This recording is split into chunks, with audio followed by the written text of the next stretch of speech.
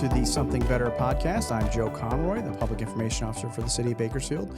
Thanks for joining us. Our podcast generally focuses on services and projects and things that the public maybe doesn't always know about, things maybe in the background. And we're going to do something a little bit different today. And I feel like I've said that the last couple of podcasts. We've kind of changed things up each time, but for good reason. And today we're joined by Christian Clegg, City Manager. Welcome back. Yeah, it's great to be back. It's actually been a while. It's been fun to listen to all the other podcasts. Yeah, glad to hear that you're a listener as well. Yeah, you were here for the first two podcasts. We did a little bit about yourself and what your job is and that sort of thing. And then we also focused a little bit on some of the things, challenges that the city faces and, how we're moving forward and what we're doing on an everyday basis. So a few different topics there. Today, we're going to talk a little bit about the state of the city, which was last week, right? Yeah, indeed. First, before we go too far into it, what is the state of the city? And I don't mean like what's the state of Bakersfield right now, but like what is that event? Yeah, it's a great question, and not everybody is as familiar with it, so it's a good question. So State of the City is an event that's actually hosted by the Greater Chamber of Commerce. So thank you to our partners at the Greater Chamber of Commerce, and they do a great job of hosting that event and other important community gathering spaces. But it's an opportunity for the city to share updates where we're at, what have been important accomplishments, but also even we looked at this last week. What are some of our big challenges, and just be open with the community about some of our plans going forward, but also some of the tough things that we're facing, and in general, an overall update of where are we at as a city. It's kind of like the State of the Union a little bit, right? Yeah, I mean, kind of the same feel. Same feel and vibe. There's a lot less clapping and a lot less standing up and down, but we try to keep it interesting. We try to keep it engaging. And it's probably worth noting that it is an event that is geared towards Chamber of Commerce members, and so there is some of that focus. But then we also present it in a way that the general public can, pick up some of those same updates and pieces of information, and the Chamber makes it available for everybody to view online, whenever they want to. Yeah, and you spoke, and the mayor spoke, and for somebody that maybe either didn't go or hasn't gotten a chance to watch that, what was kind of the big message from this year's event? Yeah, big thing for us is that we continue to grow as a community, and that we're trying to grow stronger together, and that it takes all of us, pitching in. The city plays super important roles, but our local businesses have a very important role, local educators, local, nonprofits and faith-based community. It takes all of us together, to make big things happen. But also the piece about growing is that we are a growing community. We continue to see our population increase. And the big takeaway for me on that is that people want to be in Bakersfield. Yeah, people want to stay here. People want to come here, and there's good reasons for that. But also, as we grow, we have some new challenges that we need to take on. A growing community needs more services and more amenities that are available to them. And we've got some work to do to make sure that we continue to keep up with the services and infrastructure that a growing community needs. Is there a message that you wanted to get across through that to either to the members there or to the broader community in general? Yeah, a couple things. First off is that, again, good things are happening. We wanted to celebrate the many good things that are happening. But also, again, we had some pretty frank points about here's some challenges that we're facing. The community needs to know that we're dealing with these challenges so that they can help us come up with the answers and solutions. Obviously, we want to be good stewards and do our part, but we're looking for as many people who can come forward with good ideas and good solutions, because we do have some big challenges. I think some of them are national trends, some of these are statewide challenges, but there are reality here too in Bakersfield, and we have to come up with ways to come at them. And it's important for the community to know what those challenges are, and also know what we're doing about them, and about other things that we may be providing to them, so they have that broader context of why maybe something has happened the way it has, either good or bad. Yeah, absolutely. There's a lot of things that we're actually working really hard on that aren't as visible to the community because they're such gnarly challenges. And it's important for the community to know that we are working on them. We are making some measurable progress, but that, also understand some of the factors that are making it more challenging to not get it completely resolved. Yeah, and you talked a little bit at the State of the I almost said State of the Union again.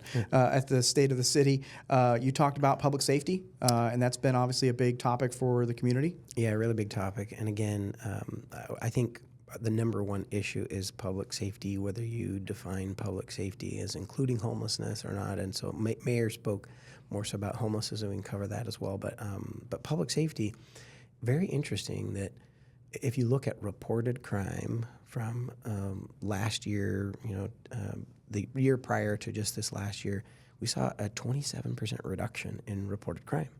And yet, I do know there are many folks in our community that feel like, I'm not sure I've felt like crime has gone down, but definitely reported crime has decreased. Some of the things that have been, making influences on that. We have now hired a net gain of more than 100 police officers. Now, some of those are still in our police academy today, and we won't see them on our streets quite yet, but we've dramatically increased the number of police patrol officers that are on the streets. At the same time, we've increased the number of support staff that go towards policing in our dispatch centers, and some of our folks that are performing analysis that informs police so they can do more strategic policing. We have these specialized units. We have an organized retail theft unit. We have our group in gang violence unit. We have what's called our quality assurance unit that does all that data analysis. We have our community engagement unit. And they're all providing fantastic support to the law enforcement, as well as some of these units are these specialized law enforcement units. So not only were we able to increase the number of officers, but now we have these specializations that's allowing us to make progress in important areas. Another really meaningful statistic is 2021 to 2024, we saw a 74% reduction in shootings and homicides. It's a huge reduction. Yeah. We really focused in on that issue, and we've been able to show some really important progress. Some of the other broader areas, we organized retail theft down 11.8%. We've been focusing in on that one more so just in this last year, whereas gun violence has been a multi-year effort. And so we're seeing notable progress. We have more of the resources, but one of the big takeaways on public safety is, despite some of this progress, because you might say, well, hey, Christian, we saw a 74% reduction in homicides. Why can't we see a 74% reduction in homelessness? Yeah.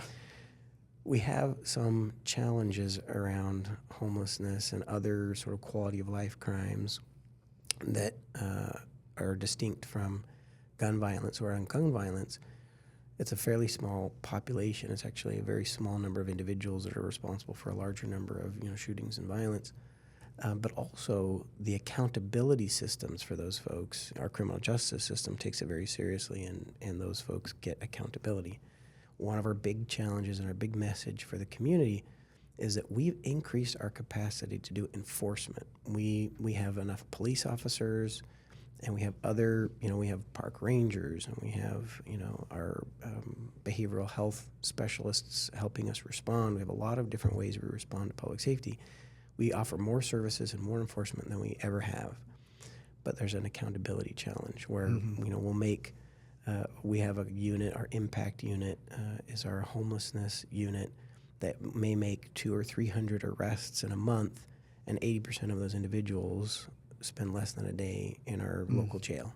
And so as a community, we have to come to grips with the fact that we don't really have accountability in the criminal justice system, and that's something that's not usually in the city's purview, but we're trying to work as closely as we can with the county, because we're all feeling the impacts of those folks just cycling in and out of our jails, and we'd rather have them getting some of the treatment services they need, right, getting some of the mental health services that they need, but also if they do need a little bit of a timeout, there needs to be that accountability, because it's not a deterrent for folks to not do certain activities right now, because they know there's not those same consequences, right. And we've got to work with our criminal justice system partners in the region and the county to find some way to restore that accountability. Yeah. Of course, I mentioned that public safety can include homelessness, and homelessness continues to be one of our principal areas of concern and work. And again, I can see many individuals in the community feeling like, we're not seeing progress. Is anything happening around homelessness? And absolutely, we're working tirelessly on homelessness. Yeah. We spend $20 million a year of city funding on homelessness programming. We take another $10 million of state funding to put it towards sheltering and housing. And so we continue to work on homelessness. And by the numbers, we are seeing improvement. It's just sometimes the feel of it is a little bit different. But by the numbers, this last year we saw a 10.8% reduction in the number of unsheltered individuals who are homeless. We've increased the number of shelters out there.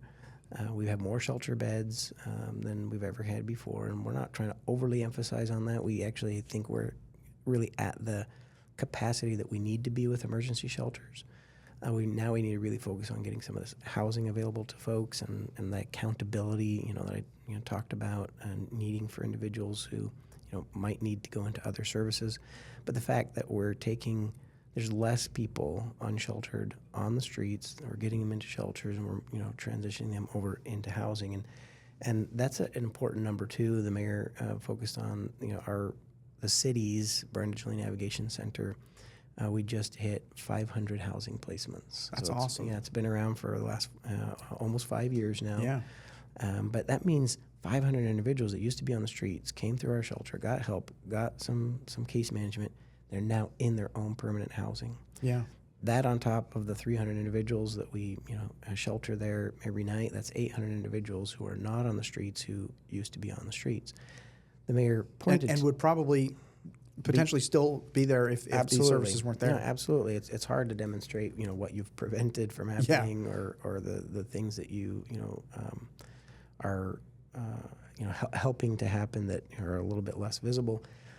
But also, one of the challenges is we continue to have an inflow of homeless. So the mayor focused on, one of the real conversations that we, have to have is that we continue to see new homeless come in. And again, we don't have those behavioral health and those mental health, treatments for them.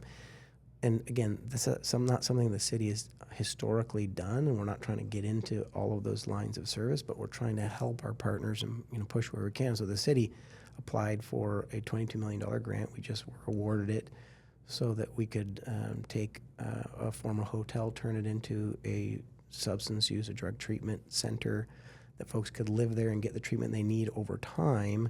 We only have about 100 of those beds in the entire county, and this is going to be 65 additional beds that's going to be available for folks to get the treatment they need while they're getting housed. So we continue to push really hard on homelessness. We're seeing some of that progress, but we need to get at these underlying issues that are leading to people coming into homelessness and getting that mental health treatment and substance use treatment that they really need. And then just the last thing I want to share that was shared out at State of the City related to homelessness is that we've created a team now. It's called our Community Vitality Team. We want this to be a vibrant. We had them on the podcast a few weeks ago. That's right. And we have been slowly rolling out the contact information for this. Basically, we're calling it kind of our command and control center. It's our call center. And we announced it publicly at State of the City. And so, for listeners out there, if you have, there's a homeless encampment or something else, trying to report a need to address a homelessness issue, the number is 326-3737. That's 326-3737. And that way, folks don't have to report it through, let's say, the police non-emergency line. Or we still very much welcome folks to use the mobile app. It's very effective. It goes straight to the crews that are out there addressing those issues. But if you just need to make a quick phone call, an easy-to-remember phone number, and then they'll take that information and they'll triage it and basically dispatch it out similar to the way that we dispatch out fire needs or police needs. But we're taking this on distinctly because it's big enough of an issue, but also we can be really effective. The great thing about this team is that they're coordinating with all of our different partners in a very consolidated way. When we started out doing this homelessness work, it hadn't been done before, so we had to figure out the new systems and processes, and we've gotten more and more efficient where they're working with our code enforcement and our cleanup crews, and they're working with our probation and parole, they're working with our arson groups, and in all that coordinated response, we're able to get at issues much quicker. We can get to encampments within 48 to 72 hours, and try and get folks the services that they need, but otherwise make sure that the community impacts are being addressed. And so we're really thankful to that community vitality team for hustling and getting a lot faster and better at making sure those encampments are resolved. Yeah, they've been great. And just so everybody has it, give that number one more time. 326-3737. Perfect. Yeah. I want to go back to a point, too, that you made, about hiring police.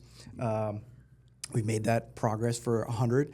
We have a number of people in our academy right now. And if I remember right, when that academy started, which was only a couple weeks ago, I think at this point, beginning of July or end of June. That's right. That was the largest class we've ever had, correct? At least to start? Yep, largest class we've ever had. So we've been authorized, the state has to, approve what size of academy you can have. And we were authorized to have an academy of up to 50 individuals, but we've only ever had, maybe it's been 30, 35, right. High 30s. But we continue to try and get better and better at what we do always. And so the police department found some ways to get through their backgrounding process a little bit quicker in this last 6 months.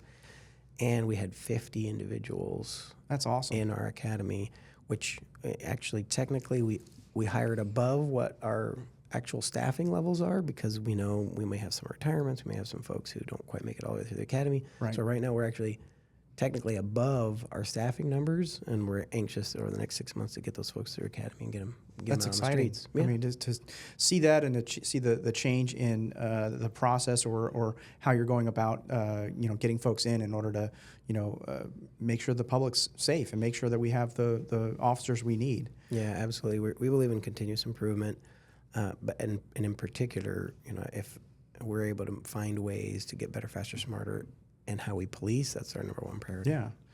Is there anything else that folks should have taken away from the state of the city, either from yourself or from the mayor, or even anything else that had that was going on there?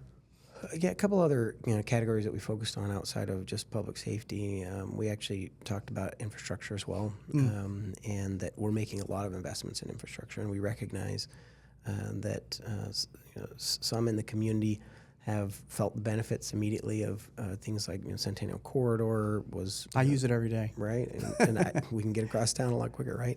But there was a couple of movements that were still needed there. A couple of pieces of that interchange. One is under construction right now. That's the 7th movement, and the 8th movement. We just got notice that Kerncog and the Caltrans received another $40 million to finish that interchange, and so that'll start in this coming year.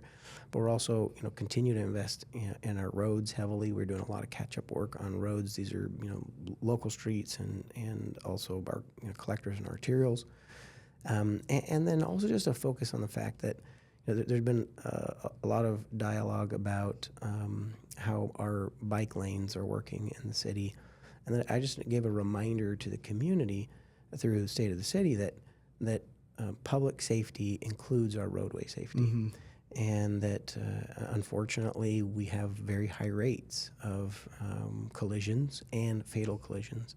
We've made so much progress in our violent crime statistics that there are actually more fatalities through vehicle collisions than there are fatalities through violent crime in the city of Bakersfield, actually significantly more. Yeah.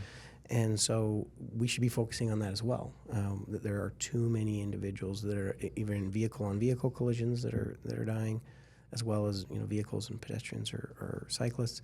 And so when we talk about public safety, we consider roadway safety part of that. And I can understand how some of these infrastructure is a little bit new for some folks, but if we can take a step back and look at the big picture, it's about making our roads safer for more people. And also thinking about the long run. We need to think about, as we continue to grow as a city and we densify and we have more and more people in our community, we need to have more safe ways for folks to get around and get around effectively. And so we're thinking about the 5, 10, 15 years out, but also how do we change our built environment today to make our roads safer for more people, whether they're in a vehicle, whether they're walking, whether they're riding a bicycle, or many modes of transportation. And so we consider public safety important in our roadways as well. Yeah, and it's kind of that double-edged sword. You hear we have fewer violent crime statistics, or those statistics are lower than vehicle versus pedestrian or vehicle involved deaths. And again, it sounds good in terms of the crime rate, but at the same time, the vehicle, or the mode of transportation, the transportation issues, that's kind of within our control. Sometimes the crime stuff's not so much in our control. So it's kind of hard to take, and you feel like you have to look back and go, okay, what can we do to improve this? How do we fix that? Because we want to lower both. No, absolutely, we do want to lower both. We want everybody to be safer, in different aspects. And you're right. The when it comes to the criminal justice system or gun violence, there are many multiple factors. And some of those are not in our control, but the built environment, our infrastructure, our roads, our sidewalks, they're very much in our control. And so we can continue to just, be persistently getting better at having a built environment that is safer. What's something that people, whether this was in the state of the city or not, but what's something that, residents should be excited about moving forward in the next year or so?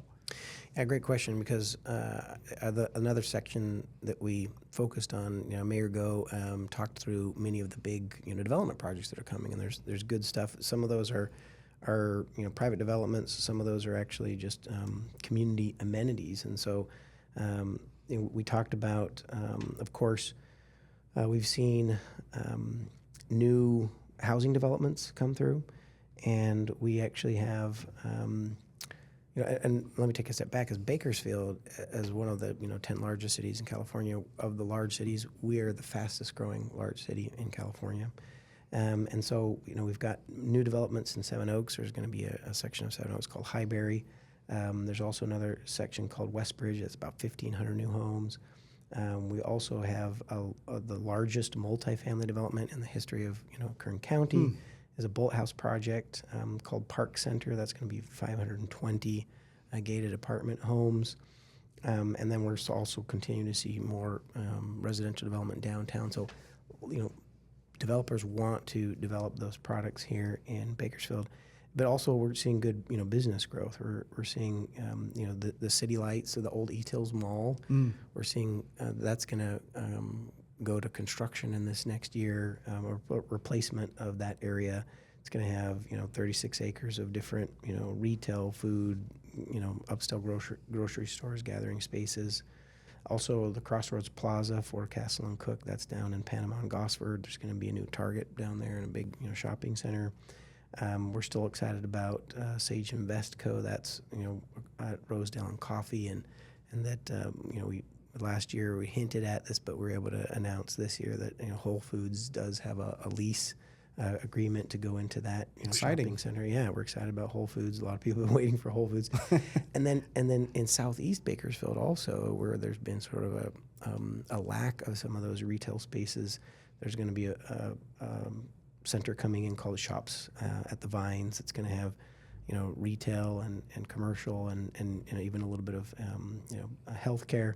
And then we continue to see lots of energy downtown. So you've got Hoagie's downtown, Central Cali Brewing's coming online. You've got Moo Creamery moving downtown. The Woolworths lunch counter is going to come online this next year. A lot of excitement in downtown, a lot of excitement in Eastchester. For those that can actually go watch State of the City, there is this cool sort of fly-through conceptualization of what Eastchester is going to look like. And, we're really excited about the energy downtown. Awesome. Yeah, you mentioned City Lights. That one is one of the ones we hear a lot about, like, what's going on there? The mall came down, a few years ago, and you're kind of waiting for development there, so that's good to hear. And the other one is always Bakersfield Commons. What's going on there? And we're kind of seeing some movement out there now. I mean, I live kind of in that area. I drive by, I go to Lowe's and, the promenade and stuff over there. So you see there's some warehouses, I guess, coming in. Yeah, and that's a good one to focus on, too, because it's a little sort of under the radar in some ways of, like, what a good sign that is.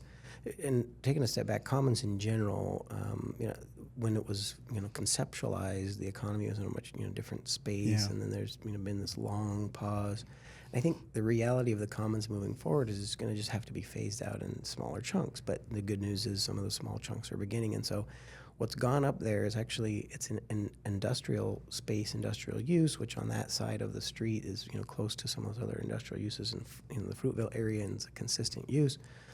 But it's a high-end industrial where we're going to see some light manufacturing, some medium manufacturing, and these are skilled jobs, and these are some good paying jobs that are going to represent some of the good new opportunities in Bakersfield. So we're excited to see those industrial sites go up in a way that it looks pretty good, and is going to have a different feel than maybe some of the historical industrial in Bakersfield and Kern.